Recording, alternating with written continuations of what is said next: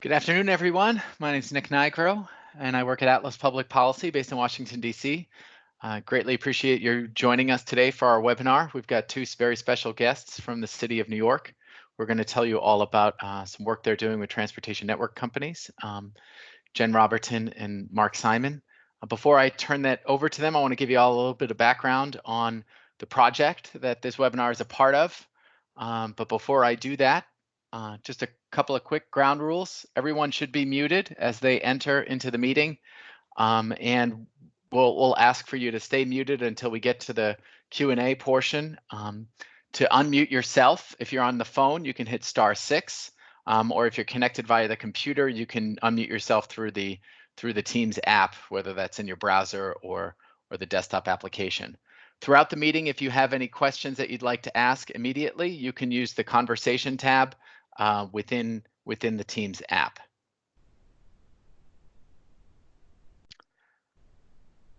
So this webinar is a part of a project called EV Shared Mobility. The project is, you could see all the partners on the previous slide. It's led by the City of Seattle's Department of Transportation and Atlas Public Policy, my company. We also have the folks from the nice folks from the City of New York, City and County of Denver, and Forth, based out in Portland, Oregon, as the major partners, along with others like EVgo, who are partners from the private sector. So this project started a couple of years ago. We're in full swing at this point, and the objective of it is to demonstrate the potential for electric shared mobility services. As I mentioned, we've got 4 cities that we're working with. New York's the focus for today.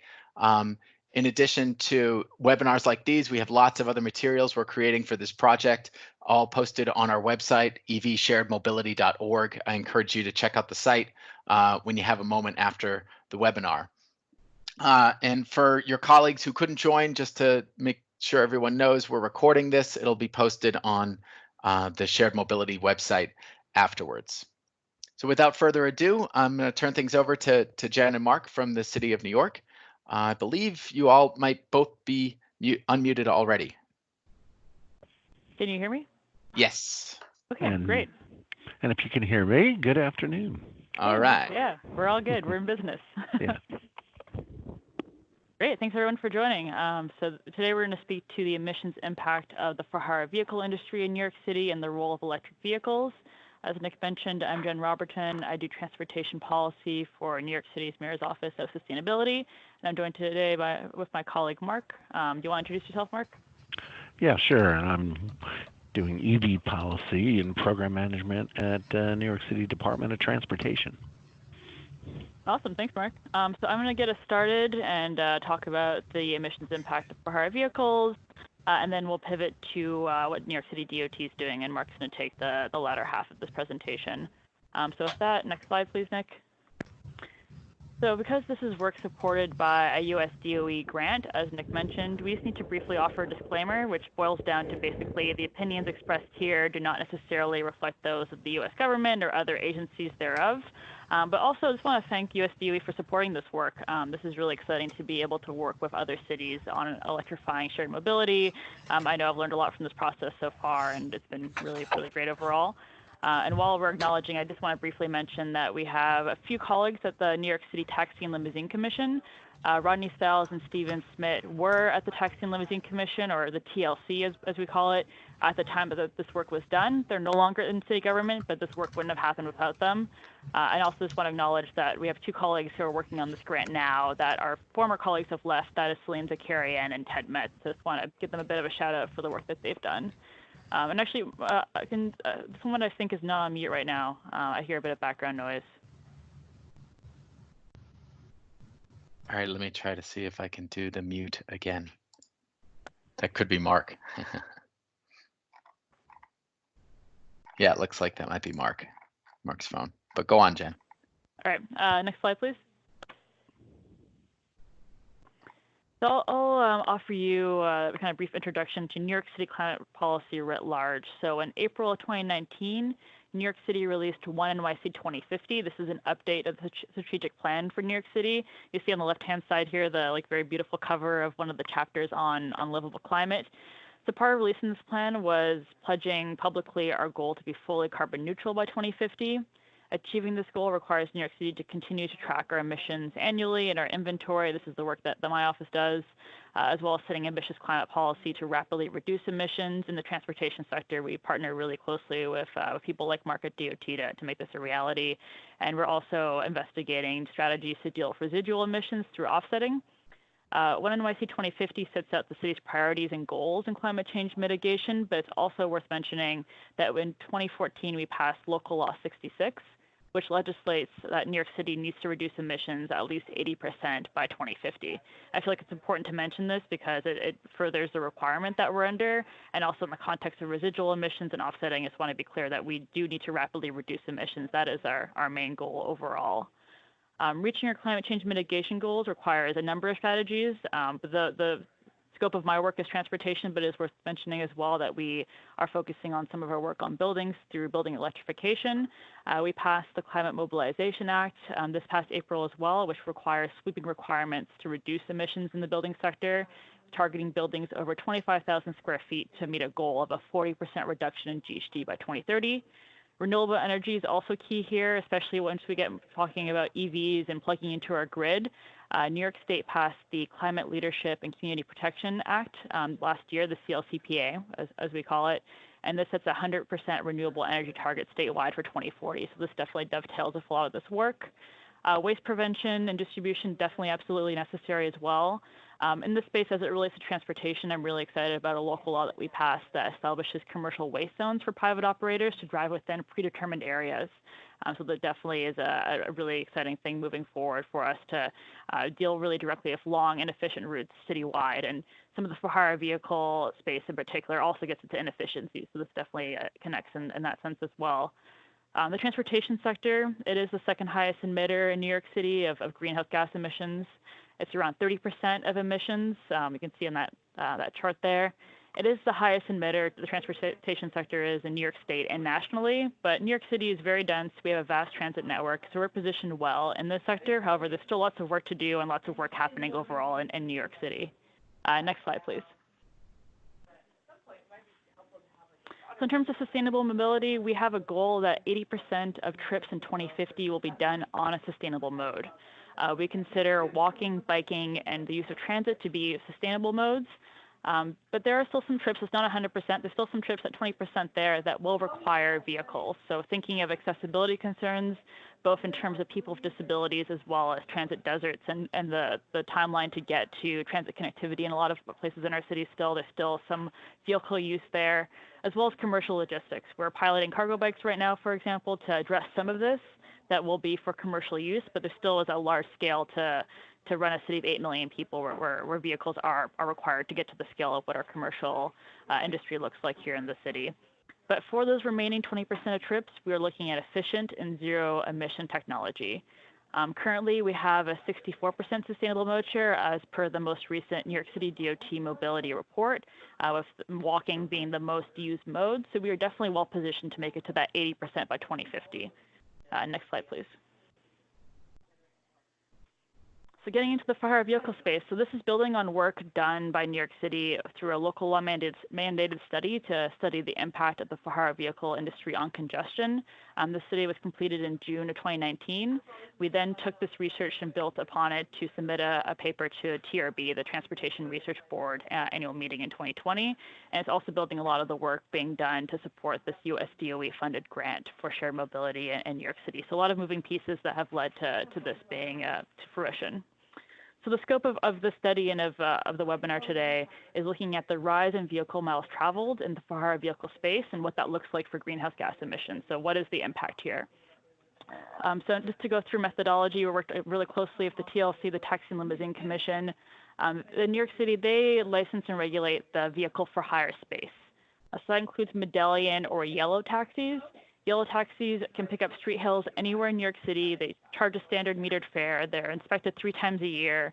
If you've seen a movie of New York City as a backdrop, you've probably seen some of these in the background. If not, if you've visited the city, it's definitely a staple of what our urban fabric looks like. We do also have green or borough taxis. These are green in color. They typically serve northern Manhattan and the outer boroughs of the city, so the Bronx, Brooklyn, Queens, Staten Island. And they also charge a standard metered fare, and they're inspected every 6 months. We also have for-hire vehicles. So this looks like traditional car services and app-based services like Uber and Lyft. These only provide pre-arranged services and have their prices set by the base company. They're inspected every 2 years, and they include both kind of app-based companies as well as traditional luxury limousine services. So, for example, the type of vehicle that you'd hire for a wedding or a prom or something like that. We also have commuter vans and paratransit. These provide prearranged trips. These vehicles are actually not included in the subsequent analysis since they make up a very small percentage of the overall license pool, and they are actually outliers in what the greenhouse gas emission profile looks like for New York. So they are not actually involved in the conversation today directly. It's still important to mention that they are involved. So TLC collects mileage readings from the odometers when they inspect the vehicles, which is why I mentioned the frequency of when they are inspected. During these inspections, there's also a recording of the vehicle identification number, or the VIN, and the vehicle information associated with the VIN we can draw up, such as miles per gallon, efficiency, and fuel type used for the vehicle, which were essential to this analysis.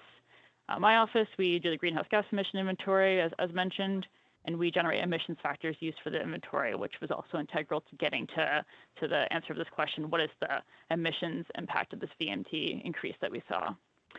We also looked at, in terms of policy solutions, reducing the license fleet size and electrifying vehicles as potential levers to address rising emissions in VMT due to the explosive growth of the TLC license fleet, the for-hire vehicle sector.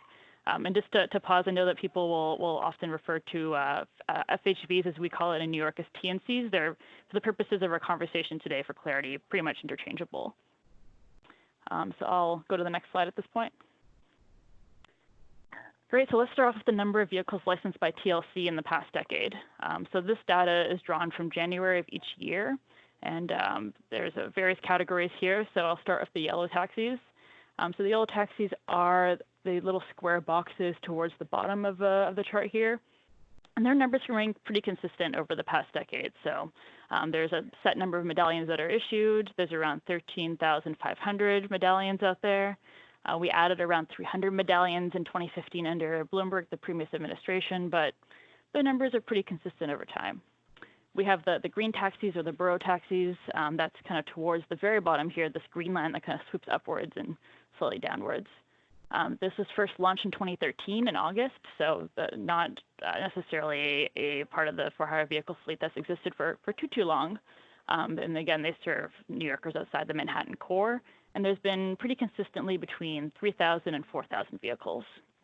Next, let's go to the app-based for-hire vehicles. So this is oh no, not the next slide. Go back.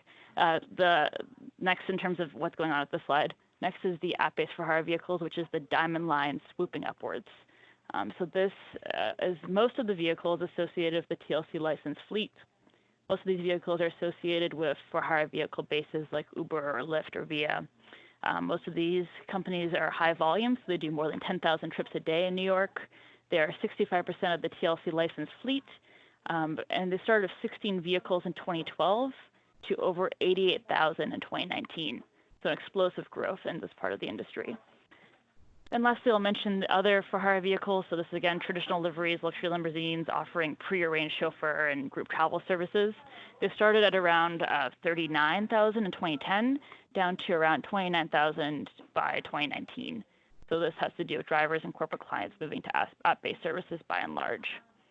It's also worth mentioning that the 2019 data demonstrates that although in 2018 we actually put a cap on new for-hire vehicle licenses, so we put a cap on new Uber, Lyft, and Via licenses in New York City, over 10,000 licenses were filed before the cap went into place, so it actually made it really hard for us to determine what the actual impact was of the cap, which is why you see those numbers increasing still. And also worth mentioning that the scope of the subsequent slides going forward is actually only between 2010 and 2018. We ran the GHG numbers before we had the full 2019 numbers, but thought I would show you guys the full scope of what we have in our back pocket right now. Next slide. So when looking at the greenhouse gas emission impact of the fleet, we want to be cognizant of past efforts that TLC did in particular to promote gas hybrid vehicles. This notably culminated in an attempt to mandate gas hybrid vehicles for taxi fleet use, which ultimately did not stand in court, but there was a lot of effort to make that happen. Can you go back to the previous slide? No, we're going too fast. There we go. Great. Forward one. Sorry. No, it's all good. So just for folks' information, this is a collaborative platform, so somebody can actually take control of these slides. It looks like, so please don't do that. All right, Jen, we're where I think we need to be. All right, awesome. Thanks, Nick. Collaboration. Thanks.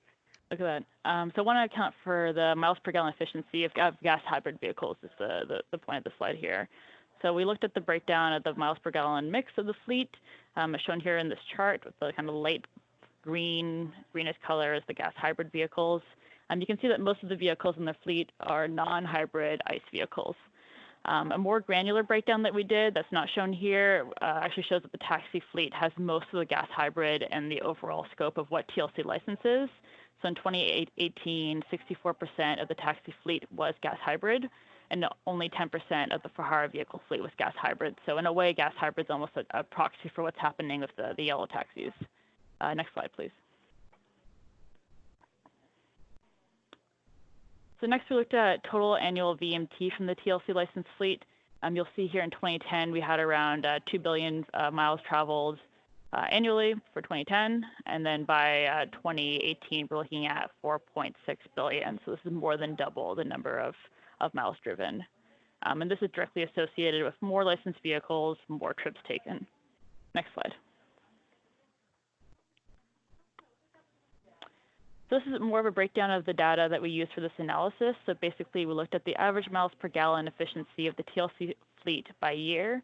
We separated out conventional gasoline vehicles and gas hybrid to capture the higher efficiency of the gas hybrid elements of the fleet. And we did the same for average VMT per week by year as well to capture how these vehicles operate differently. So this chart really helps capture that the gas hybrid vehicles drive more often on average and more efficient vehicles, which is interesting. And as I mentioned before, gas hybrid is somewhat of a proxy for yellow taxis. So this chart is pretty accurate for what we know about the yellow taxi industry. So these vehicles are driven almost 24/7, very little downtime, often using more than one driver to maximize the value of the medallion associated with that fleet, with the fact that that fleet is capped basically in the number of available licenses. It's also worth mentioning that the mileage trends downwards over time. So we see vehicles driving less miles per week sector-wide. This is a potential sign of inefficiencies. As we're seeing the vehicle fleet grow exponentially, the vehicles aren't necessarily being utilized as well. So a lot of driver downtime, for example. The mile per gallon efficiency of the for-hire vehicle fleet also went up overall over this time period as well. So that's a good thing. Next slide. So drawing on the information shared in the previous chart, we use the average miles per gallon efficiency and average VMT values to determine an average annual fuel usage per vehicle for gas hybrid and conventional ICE vehicle. The gas hybrid here is actually in that darker shade of greenish blue at the top of the chart in terms of THD impact. So we use then the average annual fuel usage per vehicle, apply that to the number of vehicles registered, separating out again ICE and gas hybrid, and we use that to calculate the total annual fuel used across the licensed fleet. Once we have the total annual fuel usage, we then applied our emissions factor to that value, and then from there drew this ton CO2e equivalency by year. So as you can see, GHG emissions are up. They went up around 16% between 2010 and 2014. They went up 42% between 2014 and 2018.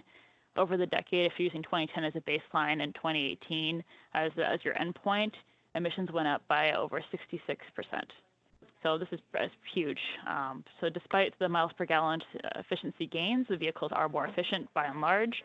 There's an increase in GHG, a very large increase in GHG, greenhouse gas emissions, and this is tied directly to more vehicles operating, more VMT, more trips taken. Next slide, please. So just to touch base on where we are in terms of regulation right now in New York City. So local law 147 passed in 2018. This paused the issuance of new for-hire vehicle licenses. I touched on that a bit previously, but basically no new licenses for Uber and Lyft operators or Juno when they were still in operation, nor Via. There was an exemption in place, and there still is, for wheelchair accessible vehicles. So if you have a wheelchair accessible vehicle and you're looking to register at the TLC as a for-hire vehicle driver, there's still an avenue for you to access a license. We extended that exemption to electric vehicles in August of 2019 to help catalyze that sector. Through the local law, the TLC also has the ability to set a cruising standard, which is a work in progress at this point, but that is something that we've explored policy-wise as well. That basically would look like limiting the amount of time a vehicle can be empty in our high-density areas of the city. We released a congestion report in collaboration with TLC and DOT June 2019. And we will revisit the rules in August of 2020 based on ongoing analysis, giving you guys a bit of a snapshot of the type of stuff that we look at. Next slide, please. Hey, Jen, Ben, your predecessor actually had a question for you in the chat and on a related note around deadhead cruising. And he asked if there was you guys had any data on that. You mentioned the utilization is lower, but do you have any data on the cruising mileage for various categories of the fleet? Not in front of us, but we do collect that data. Okay, cool. Thanks. Hey, Ben. All right. Next slide. All right. You're there. Emissions impact. So we have a few policies that are being explored to directly address the emissions impact and the growth of the for-hire vehicle sector. We know that basically not having as many vehicles is the main driver of reducing emissions. So we first looked at our modeled vehicle attrition paired with a license cap. So the idea being no new licenses are being added, or very few new licenses are being added and at the same time, drivers are leaving the for-hire vehicle sector for a whole host of reasons. It's also important to mention that we are really concerned with the app-based for-hire vehicle services, primarily displacing transit trips in New York City. We have data on this in particular, and this is really disconcerting in terms of meeting our sustainable mobility goals, which we mentioned a bit earlier. We also know that in New York City, most of that last mile transit connectivity that we see is done by walking. So 94% of that is done by walking, with FHVs making up less than 1%. So getting into this multimodal mobility as service future is something that definitely is still a work in progress. We know that MTA, for example, is looking into a better way of integrating this, but at this point, we're definitely not there yet. So our modeled attrition rate estimates that approximately between 8,700 to 12,000 vehicle licenses aren't renewed on an annual basis and won't be renewed going forward, using that as a baseline. We looked at around a 7 to 10% decrease in greenhouse gas emissions based on 2018 numbers if vehicle attrition continues within this modeled rate. So reducing the fleet size and pushing those trips onto transit presents the greatest opportunity for emissions reduction. So we're not reinventing the wheel here. We're trying to bolster the way that mobility has worked in New York City for well over 100 years. Next slide. So in terms of electric vehicle adoption, so we basically looked at there won't be a future necessarily in New York City where we won't have some form of for-hire vehicle services. Even in our own sustainable mobility goals, we don't remove the vehicle from the picture. Accessibility, commercial logistics, all those reasons, there will be vehicles for hire in New York to a certain extent going forward in the future. At this point, this is the lens that we're using. So if that's the case, what is the best vehicle model available? And from a sustainability perspective, which vehicle can get us to our emissions reduction goals easiest and best? So we looked at EV adoption as something that was of interest to us. So we modeled EV adoption within the attrition range, that 8,700 to 12,000 vehicle number, and it still showed a 2 to 3% reduction in GHG. EVs produce less emissions than their gasoline-fueled counterparts. We're looking at Union and Concerned Scientists for this data, that a electric vehicle plugging into New York City's grid has an average of 89 miles per gallon equivalency. So this is why we're interested in this technology, and this is the data that we use to run this analysis. So electrifying for-hire vehicles could help bolster EV adoption as well by providing a base user for electric vehicle charging. So EVs, again, the most sustainable option that we have today, and always interested in the model availability of tomorrow. And next slide. Hey Jen, do you want to keep taking questions as they come in, or would you like to wait until the end? What's the question? This is from Micah, who you might know. He's also in New York. Does modeled attrition rate include assumptions around e-scooter legalization? No, it does not. Well, there you go. Yeah. Okay. That was easy.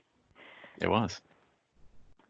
So I'll breeze through the slide, then hand it over to Mark Simon. But in terms of electric vehicle barriers to mass adoption, we looked at that although the total cost of ownership is less expensive for electric vehicles nationally, we have a lot of issues of upfront cost. We also have issues with EV charging availability. You really get that total cost of ownership benefit if you're able to plug into inexpensive charging.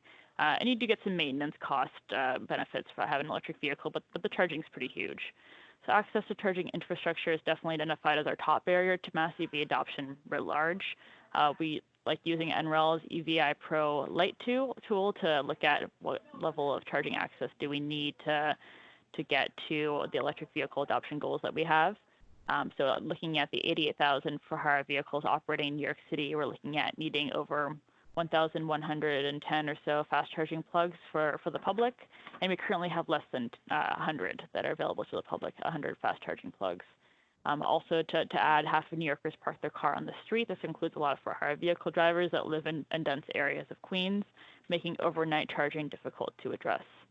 And this is why this US DOE grant is really important, because we actually are investing in EV charging infrastructure as the city, both $10 million of our own capital through New York City DOT, which Mark is the project manager for that initiative, as well as the $1.3 million allocated through the US DOE grant that we've mentioned today.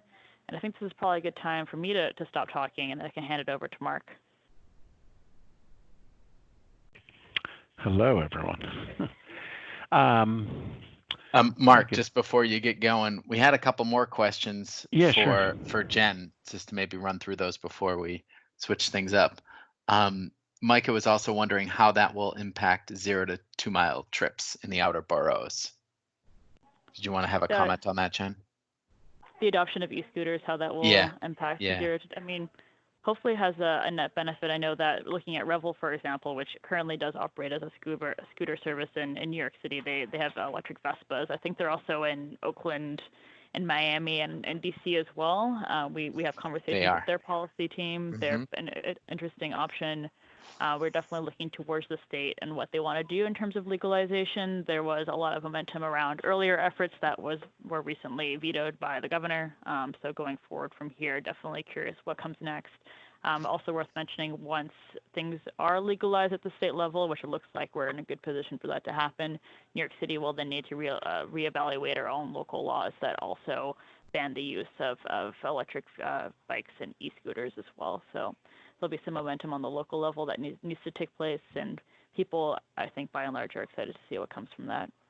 Cool. And we got one more quick one from Alejandro about vehicle occupancy.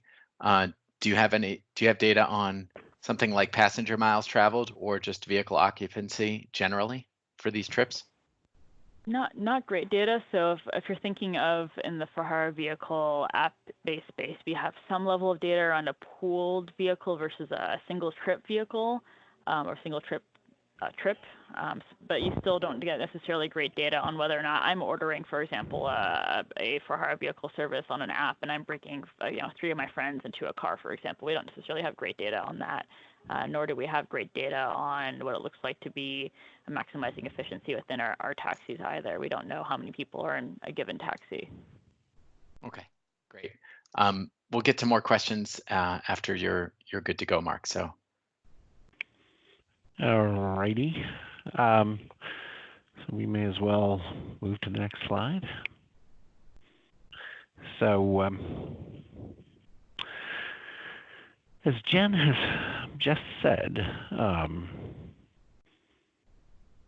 EV charging is a problem here in New York City. We have real estate challenges, logistical challenges, cost challenges, but that's why we like working here. So let's just start with the base load. As we look to develop infrastructure, one of the things keeping the private sector out of New York City has been a lack of a guaranteed load. And even as we build infrastructure, based on future EV consumer use, we can only guess what percentage of it what kind of adoption rate, what kind of utilization rates we're going to have based on a future vehicle population. But as Jen, and Jen, if you want to jump in about the vehicle cap, but because of the vehicle cap that was established within the vehicles where there is an allowance, if the vehicle is ADA accessible or electric, because of that, we now have approximately 140 full electric vehicles that have been inspected by the Taxi Commission. And since January of last year, 111 of those vehicles have taken a trip. So this is a relatively new change, and it is drawing attention that we're suddenly getting a pickup in utilization of some of our existing fast chargers, because while a lot of these may be Teslas, there are also other vehicles that are utilizing the non-Tesla DC charging. So next slide.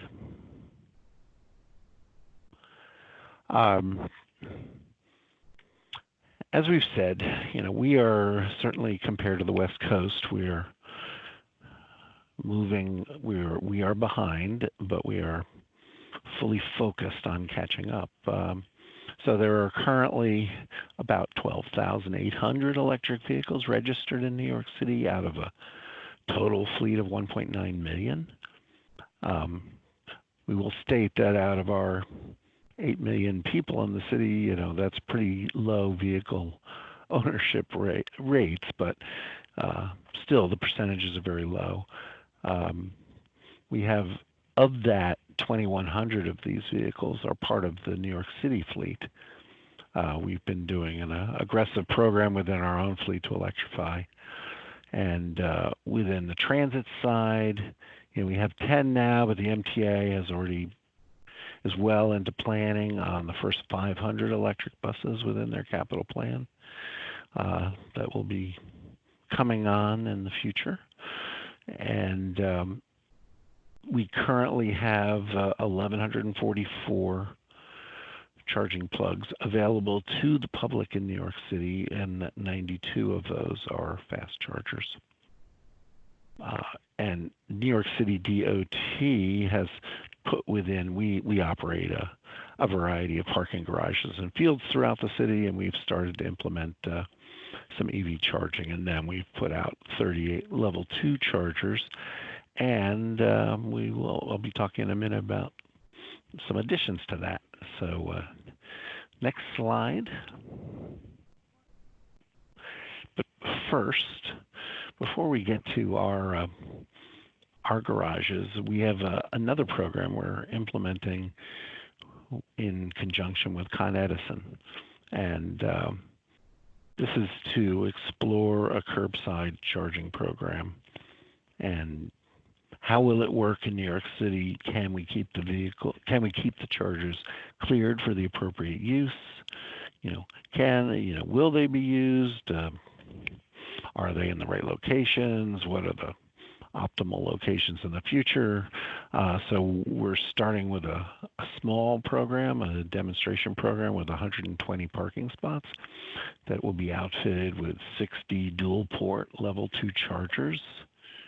Con Edison and the Flow charger was chosen for this program. They operate in Montreal, just north of us, and they've had good luck operating in an urban environment and in winters that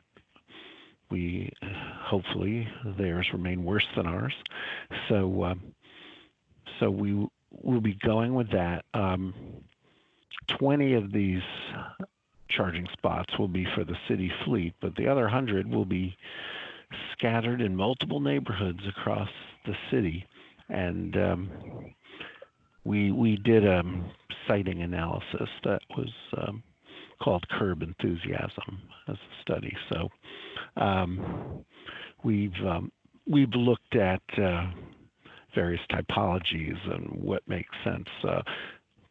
citing them where you could have multiple use groups, like near a school where a teacher could park it during the day, and then the resident could park it in the overnight. Ways to maximize utilization near hospitals, same idea, hospital workers, residents. We are anticipate installing these beginning in the spring, and should have them all installed next year. This year, sorry. We've made it to 2020. Next slide.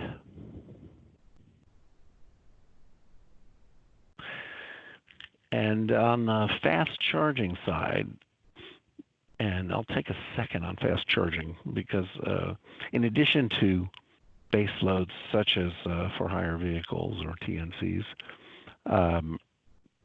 we believe that New York City, given the 50% of the people who park on the street, is a little unique in its need for fast charging.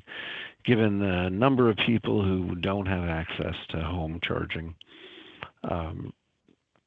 one option for those parking on the street is the weekly drive to the DC charger and picking up a charge. So the mayor, a couple years back, committed to the development of fast charging hubs throughout the city, and we're looking across a variety of socioeconomic neighborhoods and different utilization, access to the road networks, crosshatched with available real estate. What we've done is we had about 30 some odd parking fields and garages that are owned and operated by New York City DOT. And we just started to analyze them. We created a list of a top tier based on our analytics, and then began to eliminate those based on some of the challenges we found in the field or working with our utility in terms of bringing power to them. Unfortunately, none of our sites come with any significant amount of power, so they all require significant power upgrades. Our parking fields usually have a couple of street lights, that's about it, and a standalone parking garage may have an elevator and some lights, that's about it. So we are undertaking an expansion within our own property, with our own resources, because we believe that we need to seed the city, show that this can work, and then get out of the way for the private sector. New York City DOT does not really want to be in the business of owning and operating electric vehicle charging, but we are committed to a couple of rounds of stations. So in front of you is a map now. New York City is basically broken into 5 counties. And, our first effort is to make sure we have something in each county, which you will see here. The first 2 sites that are under construction right now are 2 garages. You'll see them in green, one in Lower Manhattan and one in Queens, that we believe are strong locations. And these 2 sites will each have 4 fast chargers in them, 3 of them at 50 kilowatts and 1 at 150 kilowatts. We basically view the current state of things. 50 kW is pretty sufficient, and the 150 is a little bit of future proofing, and by the time we need more, we will have some ability to upgrade these should we need to get into higher in more of the units. The second phase the yellow sites, those are going to be, well, the bid is being prepared. These will hit the street later this month, and we look to have them. The two green ones should be completed in the June timeframe, and the yellows should be completed by the end of this calendar year, perhaps drifting in depending on complications beyond that and how many we can work on simultaneously. But bottom line, this phase will predominantly be in place by the end of 2020, providing 28 fast charging locations for the public, for hire vehicles, as a way to make sure there's some minimum charging capability. And we are seeing if we can start planning a third round to fill in some more of the spaces with some additional funds. So next slide. So, you know, where we are, and these are some of my pet peeves as we start to do this. You know, when you look at level 2 and level 3, we do need we need to scale, and we do need to scale intelligently. And I won't even say that's what we're currently doing, but it's what we need to do down the road. You know, putting in a few chargers at a time is not really cost effective yet. That's what we all do because we have money right now to do a few, and we do a few. But where we need to get to for the types of expansion is a much more planned out with load management for both level 2 and DC. You know, if you're doing a multi-unit dwelling garage, plan the entire garage. Don't plan the 4 spots. That's kind of where we think things should look. We're very very positive news that we're getting some inroads into the for-hire vehicles now, which could start to provide some of this load for new charging hubs. We would love nothing more than to see that, well, maybe we need more than 4 in a spot, but right now we feel that 4 is a good number to work with. And you know, I just enclosed a picture here from Norway, where, you know, things are being built at a slightly different scale, and you know, Tesla puts in 20 superchargers at a time, and you know, there's also additional 50 kilowatt chargers for CCS and Chatamo, and then they have a high-speed level 2, which we don't offer here, but you know, that's a charging hub. So you know, this is obviously as we scale up and as vehicle penetration grows, these are the kind of sites we're going to need to see much more common than a scattering of sites. So now next slide, Jen, if you want to jump in on this too, you can do that. Sure. Thanks, Mark. That was awesome. Yeah, just to wrap it up. So basically, emissions went up 66% in the for-hire vehicle sector, including taxis and app-based for-hire vehicles and traditional for-hire vehicles in the past decade. 66% is huge. Vehicle attrition rates is something that we're looking into as a really interesting policy lever to reduce emissions. But the exemption to the cap for hire vehicles is definitely something that is also important to provide more sustainable vehicle options on the road, because there aren't a ton of EVs out there yet, and the cap is currently under review, and we're going to look at potential changes in August of 2020. And as Mark spoke to, New York City DOT is our leader in scaling EV infrastructure to meet future demand. So that's what we have so far for you today. A lot of the stuff is preliminary, and we'll have more data sharing in particular through the USDOE grant that this presentation is under, as well as our own internal analysis where we're digging in deeper on the impacts of electrification. And that map, I was going to jump into that. Yeah, get in there. The map, we do have some stations that are coming on as part of our grant. The City of Seattle, we just do not yet have their locations to put on a map, but they will be hopefully there very soon. So we've got a queue of questions that came in as you were talking, Mark. All right. So let's start with this came early on. It was, and this might have been more for Jen. What is the EV adoption assumption in the analysis? And are all new vehicles? Oh, okay. And are all new vehicles going into the service, into for-hire vehicle service, assumed to be EV?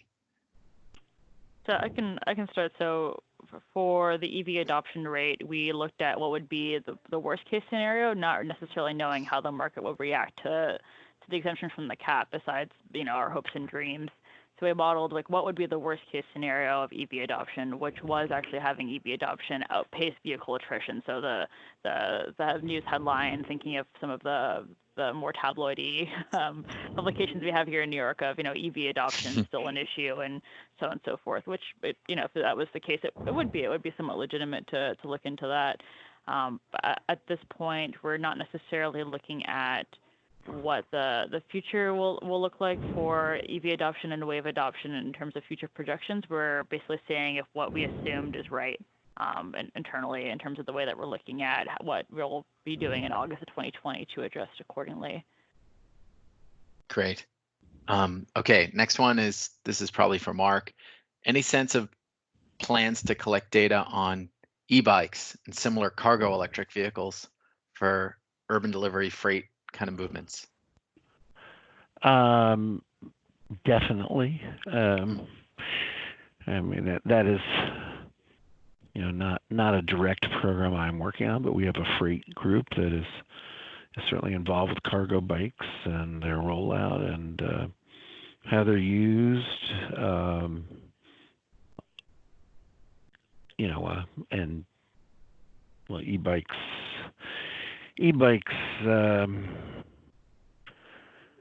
Less so in terms of they are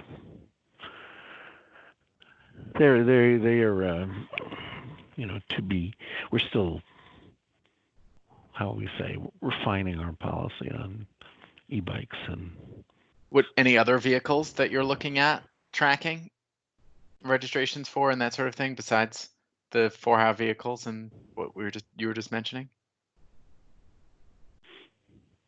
Well, I mean, we're currently tracking utilization of just our public level 2 chargers, things like that. We've, but from a perspective of, how are they being used, what hours, just how much power are they distributing. But not. We get more. Go ahead. Go fire away. I was just going to say, so Micah has a question about the charging experience for the drivers. How are they going to know whether or not the sites that you guys are deploying are occupied? Is that going to all be handled by a network service provider? Is that something the city's going to provide to the for-hire vehicle drivers? And same with it's a network. Pricing. Yeah. Also network service provider. The pricing, we are still trying to determine how exactly we're going to price, but it's going to be, on a consumption basis, not a time basis. Okay. But in terms of the exact number, that we don't have that yet. Okay. And can you share the network provider that's working with you all on this? EV Connect has won the bid on the first 2 sites. Okay. Okay, so it could be different sites, different vendors for different sites. Unfortunately, it could be. Okay. But we'll know more in a month or 2. But. Right on. Okay. Shannon's got a question for Mark too. Can you share more on the logistics for how New York City's reserving the 20 L2 chargers for the fleets? Will there be any priority for fleets given for the DC fast charging?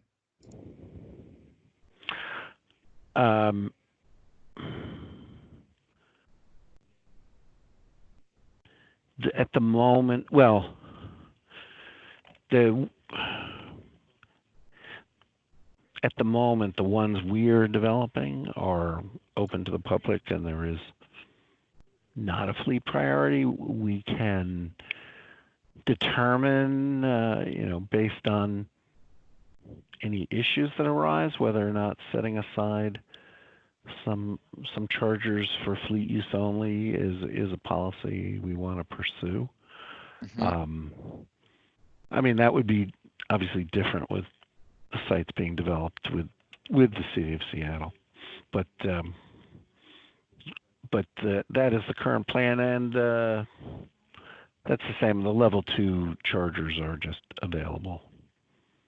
It's worth mentioning that the level 2 chargers that are fleet dedicated, the 20 are on street in areas that are designated for gotcha. Agency vehicles. So there's certain times of day only city agency vehicles can park there. Sorry, I was thinking in my garages, not the curb ones.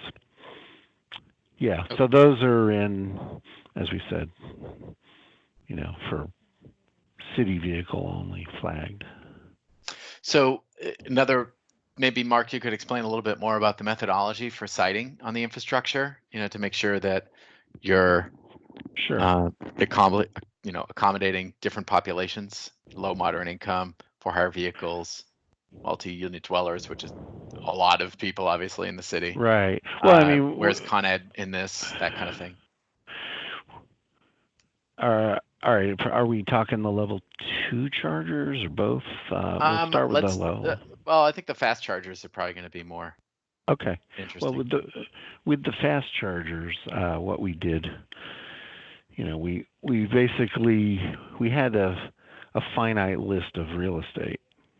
Then we took that real estate and started looking at it, ranking it in terms of diversity and income inequality. So we have those sites. Then we then cross-looked at them based on vehicle registrations currently. Where are EVs currently registered?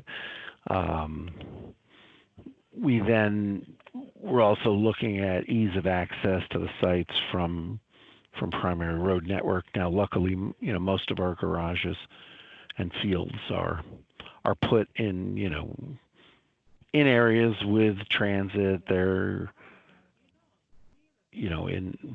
they're where we would need to put parking for a variety of reasons. So we kind of created a hierarchy using those analytics, and then went out in the field and started to see what it would take to actually bring the power. And some sites had to be eliminated, but that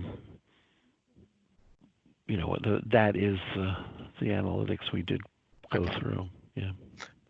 Then Matthew Getz from Georgetown's got a question about tariffs. Did you all look into different tariffs for charging costs in the beginning stages? By utility tariffs, like using a Con Ed or NYPA bill? Yeah, charges. Yeah, we listened to that. Yeah, so we my office does the regulatory affairs for New York City for our interactions with the DPS and Public Service Commission. So we in-house and working with Mark to look at what was the most favorable rate. Definitely open to any thoughts from other jurisdictions on this point as well, especially for those who have been following it. DPS recently released a white paper detailing some of the next steps to support the EV industry from a utility perspective, and definitely we're interested in what that looks like.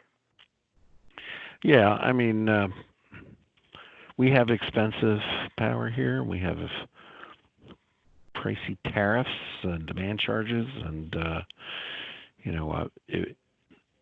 it's a lot at the lower as utilization is low.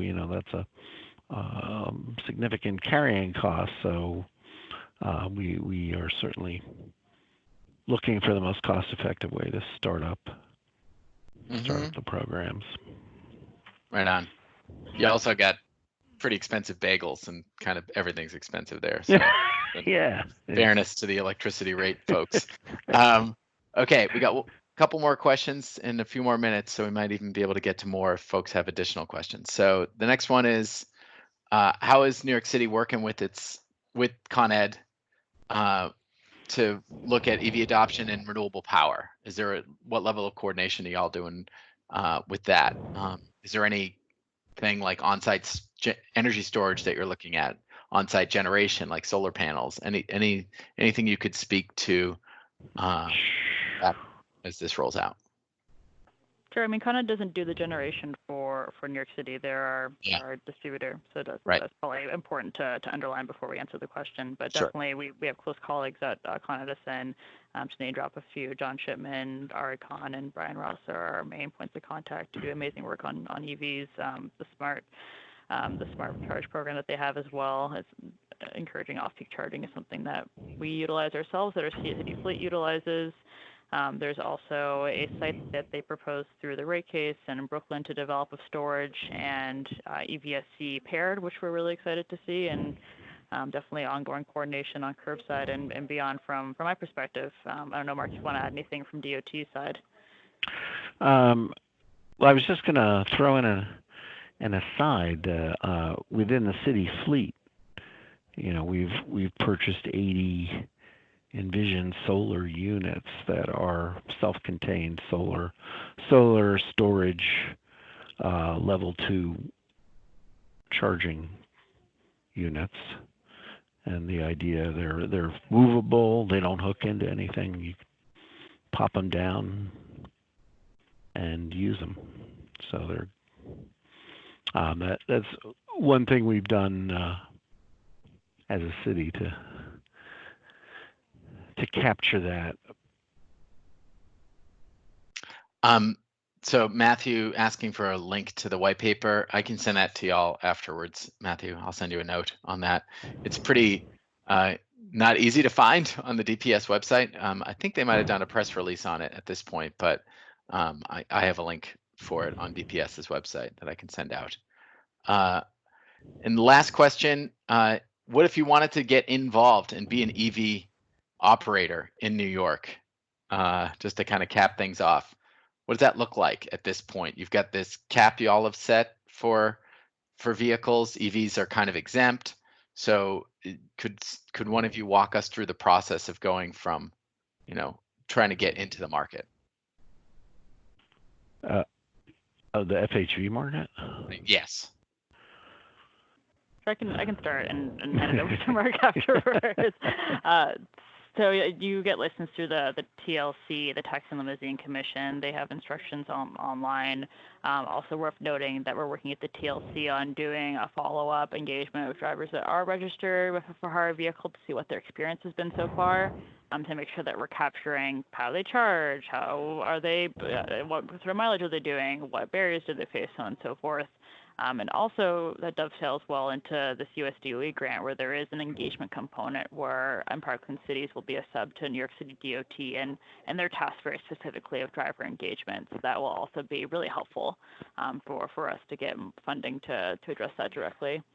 I don't know, Mark, if you'd add anything. No, I mean, that's it. TLC is where you need to go. Mm-hmm. Okay, great. So that puts us right up at the hour. Thanks again, Mark and Jen, for presenting this really interesting information. We're going to post a recording on the website.